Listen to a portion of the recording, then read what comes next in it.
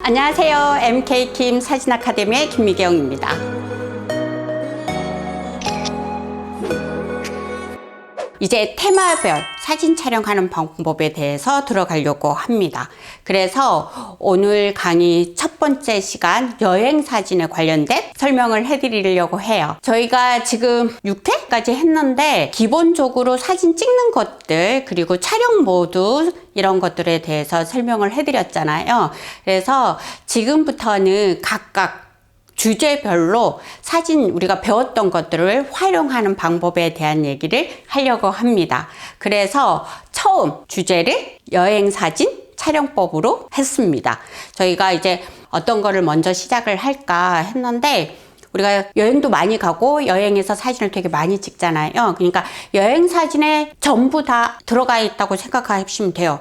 여행 안에 풍경도 들어가 있고 인물 사진도 들어가 있고 여러 가지 사진들이 복합적인, 그래서 여행 사진을 첫 번째 테마별 사진 촬영법으로 정했습니다. 메인 타이틀을요, 스마트폰과 함께 떠나는 낭만 여행이라고 정했습니다. 아무래도 여행이라는 것이 내 감정을 되게 풍요롭게 만들잖아요. 그래서 주제를 선택을 했고요. 아마 몇 주에 걸쳐서 이 여행 사진을 담는 방법, 이 이야기를 설명을 해드릴 것 같아요.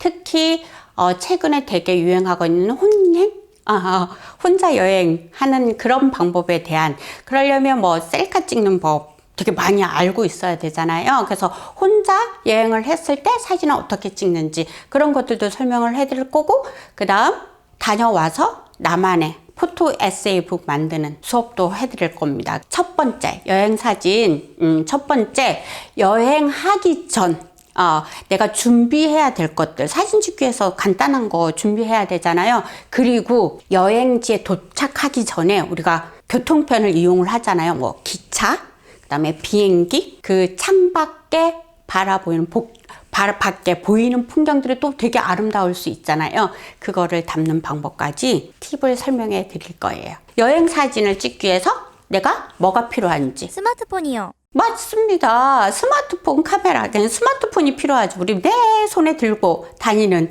스마트폰이 필요하고요. 두 번째는 셀카봉이 필요합니다. 셀카봉 앤드 삼각대 같은. 그래야 셀카도 찍고 밤하늘에 나중에 배우겠지만 별도 찍고 바다도 찍고 뭐 이런 것들을 촬영할 수 있고, 그래서 저는 셀카봉이 삼각대 되게 유용하다고 생각을 해요. 그래서 제가 오늘 몇 가지를 소개를 해드릴 건데, 삼각대들이 나와 있더라고요. 셀카봉 형식의 삼각대들이. 제가 장점과 단점을 설명을 해드릴 거예요. 그거 확인하시고요. 지금 구입하지 못하신 분들, 필요하신 분들은 그거를 잘 생각하시고 구입하시면 될 것 같습니다. 네, 그러면 셀카봉 한번 보겠습니다. 제가 제일 많이 쓰는 셀카봉 이 아이입니다. 저는 오래됐어요. 모든 작업에 이 아이가 따라가요. 원래 저는 카메라 삼각대를 뭐 2개 정도는 들고 다니거든요. 작업 때문에. 백이랑 디지털 카메라 작업을 하기 때문에 2개 정도는 들고 다니는데 거기에 하나가 첨부가 됐습니다. 그래서 제가 셀카를 찍고 작업하는 거 스케치할 때 실은 이 친구의 도움을 많이 필요하죠. 그리고 얘는 일반 카메라 삼각대로도 쓸 수 있어요. 그래서 이렇게 찍을 때도 있고요. 세워놓고 찍을 때도 있습니다. 이게 꼭 필요합니다. 그래서 모든 셀카봉에는요, 얘가 필요하거든요. 스마트폰을 끼워야 되잖아요. 그러니까 얘가 필요합니다. 그래서 이 아이를 이렇게 하시면 돼요. 이렇게 펼치면 삼각대, 다리가 3개. 그래서 이렇게 놓고 촬영을 하고요. 그 다음, 두 번째 게 예전에 나왔던 버전이에요. 얘가 이렇게. 이동해서 더 뺄 수 있죠. 그래서 이렇게 해가지고, 선생님들 이렇게 해가지고 막 사진 많이 찍으셨잖아요. 그래서 얘는 지금, 블루투스로 연결이 돼서, 촬영을 할 수 있는데, 얘는 다리가 없어요. 삼각대가 없고요. 얘는 약간 전 버전, 지금 최근 버전에 뭐가 있어요? 삼각대가 있어요. 삼각대. 삼각대 다리 3개가 이 아이처럼 있는데, 이 친구를, 얘보다 얘가 조금 더 활용도가 높더라고요. 네, 맞습니다. 왜냐면 얘는 세워서 찍을 수가 없는데 얘는 세워서 찍을 수도 있고요. 블루투스를 연결을 해가지고 세워놓고 내가 보면서 촬영을 할 수도 있습니다. 그 다음 좀 더 유리한 게 있어요. 얘 삼각대가 카메라 비디오 삼각대처럼 생겼죠. 얘는 좀 가볍고요. 이 헤드가 단단하죠. 스마트폰 카메라가 무거워요. 그러면 이 헤드가 문제가 있어요. 맞습니다. 무게 중심에 바람이 불고 나면 얘가 툭 떨어지거나 이런 그립 이렇게 조이는 부분들이 이게 플라스틱이 많더라고요. 왜냐면 이게 철로 할 수는 없잖아요. 무겁잖아요. 그죠? 무거우니까 거의 가볍게 만들기 위해서 이게 플라스틱으로 돼 있어 가지고요. 요 부분들이 되게 약해요. 여행지에 가면 조금 흥분해서 약간 조심하지 않잖아요. 그러니까 잊어버린단 말이에요. 그래서 떨어지는 경우 되게 종종 봤습니다. 그래서 조심하셔야 되고요. 그래서 봤더니 요 왼쪽에 삼각대를 많이 사용을 하더라고요. 이게 좋습니다. 왜냐면 저희 카메라에 쓰는 삼각대는 되게 무겁거든요. 근데 얘는 스마트폰에 맞춰서 좀 가볍고 그리고 이렇게 작아요. 크지 않습니다. 그 다음에 블루투스를 연결해서 리모컨으로 사용할 수 있게 돼 있더라고요. 그러니까 둘이 그런 작업이라든가 혼자 작업할 때도 충분히 이거는 무겁지 않으니까 그렇지 않으면 제가 쓰는 거 이거 되게 좋습니다. 다리 길게 나오고요. 밑에서 단점이 있어요. 얘가 능선에서 오름의 능선에서 이렇게 찍을 때는 조금 불편해요. 왜냐면 낮기 때문에. 그래서 장단점이 있으니까 그런 것들을 활용을 해보시면 좋을 듯 합니다. 자, 그 다음 이제는 본격적으로 사진. 예. 우리가 여행을 가면 여러분들이 제일 걱정하는 게 뭘 찍어야지? 여기서 뭘 찍어야 되는 거야? 막 이런 생각을 많이 한단 말이에요. 그죠? 그래서 찍고 오면 어떻게 돼요? 내가 본 거랑 느낌이 다르다고 그러죠. 그래서 요즘의 사진의 흐름은 스토리텔링입니다. 내가 나만 찍는 게 아니라 꼭 우리가 여행을 가면 내가 그 안에 다 들어가야 되잖아요. 그죠? 인증샷? 내가 어디에 들어갔어? 인증. 사진이 공간을 보여주는 게 아니라 그냥 내 얼굴만 보여주는 거야. 그래서 요즘은 스토리텔링이라고 해서 내가 거기에서 느꼈던 것들, 보았던 것들을 이렇게 조근조근 담는 거예요. 그래서 그거를 담을 때 하는 방법이 있어요. 자, 보시면 사진을 보시면 넓은 풍경, 그 다음에 그 안에 있는 소소한 얘기들 그리고 내 모습까지 포함해서 이렇게 들어갔죠. 이게 우리가 영화라든가 드라마 보면 어때요? 줌아웃 해가지고 서서히 쭉 들어가가지고 주인공 얼굴을 클로즈업 하죠. 예, 이런 것처럼 내 여행 사진도 그렇게 촬영하면 훨씬 더 매력적으로 담을 수 있습니다. 아니면 줌인에서 시작해가지고 줌아웃으로 하던가. 근데 이제 줌인에서 시작할 때는 좀 어려울 수 있어요. 왜냐면 이게 사진을 많이 찍은 분들은 딱딱딱딱 집어낼 수 있는데 그렇지 않잖아요. 그래서 내가 이렇게 넓은 공간 가면 넓은 공간부터 먼저 보이잖아요. 그래서 그 보이는 공간부터 먼저 찍는 거예요. 그리고 쭉 들어가면서 이제 오름 하나, 그 안에 오름 속에 있는 나무 하나, 그리고 거기에 인포메이션들. 여행 사진은요, 인포메이션이 좀 들어가야 돼요. 공간을 설명하는 게 좀 들어가야만이 다른 상대방이 봤을 때도 이게 어떤 공간인지. 예를 들면 여러분들이 여행 작가를 하고 싶어 하시는 분들도 있을 거잖아요. 나는 여행 사진을 배워서 여행 작가가 되고 싶다 할 때 특히 더 인포메이션을 넣어줘야 돼요. 그래야 이 공간은 어떤 공간인지 그거를 보고 가서 그런 것들을 조금 더 보잖아요, 대중들이. 그러니까 그런 것들을 좀 더 생각하시면 됩니다. 그래서 지금 보시면 오름길, 오름에 피어있는 나무, 그리고 그다음 오름에 그 안에 있는 굴 같은 것들. 그래서 이 굴은 어떻게 만들어지게 됐는지, 그리고 여기서 무엇을 했는지, 이런 것들도 다 인포가 들어가 있는 거잖아요. 그래서 설명을 해 주시면 훨씬 더 풍요로운 여행 사진이 됩니다.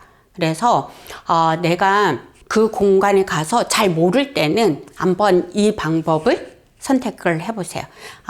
김유경 작가가 넓은 공간을 먼저 내가 보여주는 거, 느낌이 시원해. 그러면 시원하게 넓게. 그러면 뭘로 찍어야 되겠어요? 파노라마.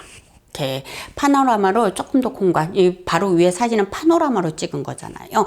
그래서 파노라마로 넓은 공간을 담아주고, 그 다음 소소한 얘기들을 클로즈업 샷으로 이렇게 담아주면 훨씬 더 매력적인 사진을 넣을 수 있을 겁니다. 그래서 한번 해보세요. 그래서 사진을 찍고 와서 마지막에 포토 에세이 만들 때도 이런 이야기거리가 있으면 훨씬 더 재밌습니다. 네. 자, 그 다음 세 번째는 교통편을 이용을 해가지고 우리가 여행을 가잖아요. 근데 창밖의 풍경이 너무 아름다워. 근데 찍으면 다 흔들려. 아니, 유리창만 보여. 유리창에 지저분한 것들이 그대로 표현이 돼. 이건 어떻게 찍는 거야, 도대체? 그러시는 분들 되게 많더라고요. 그래서 팁을 드릴 겁니다. 아주 쉬워요. 어렵지 않습니다. 이거는 조금만 알고 있으면 됩니다. 그러면 한번 볼까요? 자, 창밖에 보이는 풍경 찍어도 답이 안 나온다. 그건 뭐냐면 촬영 방법을요. 선택을 내가 스마트폰 있죠? 그 아이를 창가랑 밀착을 시키시면 됩니다. 되게 쉽죠. 이거 이미 아셨던 분들도 있지만 관심이 없으면 잘 모를 수도 있는 거예요. 창가가 있죠? 여기 유리창, 기차 유리창 아니면 비행기의 창문. 그래서 스마트폰을 딱 붙이는 거예요. 왜냐하면 우리가 스마트폰 카메라가 내 초점 거리에 선명하게 맞는 범위 있죠. 거기에 우선시 되는 아이가 먼저 포커스가 맞추게 돼 있잖아요. 그죠? AF니까. 그러니까 뭐가 있겠어요? 창가 풍경이 먼저예요? 유리창이 먼저예요? 유리창이요. 맞아요. 유리창이 먼저니까 유리창이 선명하게 보일 수밖에 없는 거예요. 그러니까 우리는 더 안으로 들어가는 거예요. 그러면 이 AF 포커스는요, 일정한 간경에서 더 안으로 들어오는 포커스가 안 맞아. 그러니까 어떻게 돼요? 내 포커스 범위에 들어오는 그 너머의 풍경에 맞게 돼 있죠. 그렇죠. 그렇습니다. 그래서 스마트폰을 창 붙이시면 됩니다. 그러면 멀리 있는 부분을 보일 수가 있어요. 그래서 제가 이렇게 사진을 한번 찍어 봤습니다. 자, 왼쪽에 거는요, 물방울. 유리창에 있는 아이한테 포커스를 맞춘 거예요. 맞춰서 물방울을 선명하게 한 거고요. 그러면 뒤에 풍경은 안 보이죠. 그죠? 그 오른쪽의 풍경은 뭐냐면 멀리서 찍었어요. 그랬더니 유리창에 반사되는 것 같이 다 보이잖아요. 그러니까 밖의 풍경은 뿌옇게 보인단 말이에요. 그래서 아까 말씀드린 거, 유리창에 카메라를 붙인다. 자, 찍었습니다. 비행기 안 창밖 풍경입니다. 어때요? 되게 멋있죠? 그리고 반사 하나도 안 보여. 근데 일반적으로 찍을 때보다 선명함은 떨어져요. 왜냐하면 앞에 유리창이 있기 때문에 렌즈보다 유리창이 더 선명하진 않겠잖아요. 그렇지만 반사라든가 이런 것들을 거의 잡을 수 없어 보이죠. 그죠? 그러니까 이렇게 촬영할 수 있어요. 한번 더 볼까요? 이거는 기차 안 풍경입니다. 달리는 기차 안에서 촬영을 한 거예요. 그냥 눈에 이렇게 보면서 찍은 것처럼 보이죠? 예, 맞습니다. 그래서 달리는 창가의 풍경 이런 것도 충분히 담을 수 있어요. 그 다음 수족관 풍경. 수족관에서 우리가 수족관에 있는 물고기, 수족관 세상을 찍을 때 어때요? 수족관 때문에 막 사람들 지나가고 반사 생기고 하잖아요. 이럴 때도 수족관 벽에다가 이렇게 갖다 대가지고 찍으시면 이렇게 내가 수족관 되게 선명하게 들어가 있는 것처럼 표현할 수가 있습니다. 비 오는 도시 창밖 풍경 촬영을 해봤는데 아까 거를 다 이용을 한 거예요. 한번 볼까요? 아까 처음에 보였던 물방울요. 그 물방울에 포커스를 맞췄죠. 이번에는 그냥 그럴 때는 물방울이 되게 선명하게 보였단 말이에요. 지금은 어때요? 창밖 풍경은 되게 선명하고 물방울은 물방울을 동글동글 아주 흐리게 몽환적으로 표현이 됐죠. 그래서 이런 것들 잘 이용을 해보시면 되게 멋있는 사진을 얻을 수 있습니다. 자, 그 다음 음식 사진 모두 활용한 사진법입니다. 우리가 보통 이제 가서 여행 가면 풍경도 많이 찍지만 뭐 음식하면 막 사진 막 찍잖아요. 그죠? 그거를 조금 더 이쁘게 사진 찍는 방법 설명하려고 해요. 여기서는 갤럭시 스마트폰에 음식 사진 모드가 있더라고요. 그걸 보면서 설명을 해드리겠습니다. 요와 같은 사진을 찍을 건데요. 셋업이 잘 되어 있죠. 예, 이렇게 음식이 나왔는데 제가 조금 셋업을 했습니다. 해가지고 사진을 찍었는데요. 그 갤럭시에 보면 촬영 모듈이 밑에 막 있죠. 그거 바로 우측에 보면 더보기라는 게 있어요. 그거를 선택을 해서 들어가시면 그 안에 촬영 모듈이 또 여러 개가 있잖아요. 그 안에 음식 사진 촬영 모드가 있어요. 그거를 먼저 선택을 하십니다. 선택을 하시고 선택을 해서 앵글을 잡아요. 먼저 앵글을 잡고요. 사진 보면서 설명을 해드릴게요. 자, 선택을 하고 앵글을 잡았어요. 앵글을 저는 하이 앵글로 잡았어요. 그래서 전체 그림이 이뻐가지고 그래서 하이 앵글로 잡으면 이제 하이 앵글 음식 사진을 선택하고 하이 앵글로 잡았어요. 그러면 이렇게 사각형 범위 표시가 나옵니다. 얘는 뭐냐면 이 범위는요 선택해서 조절할 수가 있어요. 그러니까 내가 조금 더 돋보이게 촬영할 부분이 어디인지 그 범위를 선택할 수 있다는 뜻인 거예요. 그래서 이 친구를 조절을 하시면 내가 이게 전복죽인데 전복죽에 전복죽 있는 그릇은 말고 죽만 조금 더 돋보이게 촬영하고 싶다. 그러면 거기를 범위를 맞추는 거예요. 범위를 맞추면 나머지 거는 부드럽게 떨어지고 그 전복죽 안에 선명하게 촬영이 됩니다. 그러면 어떻게 돼요? 약간 입체적으로 약간 보여요. 뒤에 아웃포커스가 되면서 하나가 서서히 선명해지게 보이니까 그래서 이제 촬영을 하는 거예요. 선생님들도 여행 가기 전에 한번 집에서 한번 해보세요. 저 질문 있어요. 갤럭시만 음식 모드 촬영이 가능한가요? 아이폰은 하이앵글로 잡으시고요. 조금 위에서 잡으신 다음에 제가 이 셀카봉을 이용을 하는 게 좋더라고요. 왜냐하면 잘못하면 내 그림자가 막 가니까 셀카봉을 이용을 해서 이렇게 위에서 잡는 거예요. 그러면 수직 수평 이렇게 아이폰도 격자가 있을 거예요. 그래서 십자 표시겠죠. 걔를 이렇게 맞춰가지고 그래서 조금 위에서 잡으면 곱하기 2 비율은 사각형. 그래서 이렇게 해서 선택을 해서 노출을 약간 조절을 하고 찍으시면 될 듯해요. 그러면 내 팔이 밖으로 빠지니까 이쪽 그림자가 덜. 그리고 그림자가 생긴다면 하이앵글을 이렇게 일직선으로 할 필요가 없어요. 살짝 틀어서 앵글에 너무 블랙 그림자가 빠지지 않게끔 조절하시면 돼요. 그리고 아이폰의 심도 이용을 해가지고 이용하셔도 돼요. 인물 사진 이용해서 어느 정도 거리만 됐더니 좀 촬영할 수 있어요. 그럴 때 촬영 방법이 하이앵글보다는요 아이앵글 정도로 촬영하시는 게 되게 좋더라고요.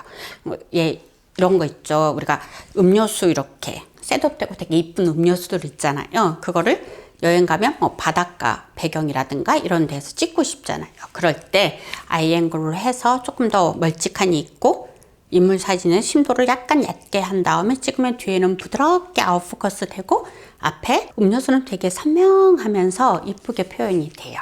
어떤 사물을 찍을 때 이게 인물이다, 내 얼굴이다 생각하고 찍으시면 훨씬 더 매력적인 사진을 얻을 수 있을 것 같아요. 우리 다음 주부터는 여행 얘기를 조금 더 해드릴 거예요. 그러니까 오늘 배운 거 한 번 더 숙지를 하시고요. 다음 주에 한번 다시 배워요. 오늘도 수고하셨습니다. 감사합니다. 끝까지 시청해 주셔서 감사합니다. 여러분의 좋아요와 구독은 저희들한테 큰 힘이 됩니다.